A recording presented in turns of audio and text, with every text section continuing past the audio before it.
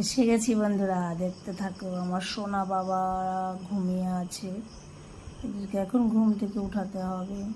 বললাম সোনা বাবা উঠো, দেখো উঠে পড়েছে। আমার দুটো সোনা বাবাই উঠে পড়েছে। মিষ্টি আমার সোনা বাবাদের এখন চোখ মুখটা ভালো করে ধুয়ে দিচ্ছি। প্রত্যেক দিনই তো এই কাজটা করি। এখন আমার বাবুরা চুপটি করে বসে আছে। এখন সকালের খাবারটা দেখো, সকালের খাবারটা তো দিতেই হবে, সেবা করতেই হবে, করাতেই হবে। আমি সেবা দিচ্ছি।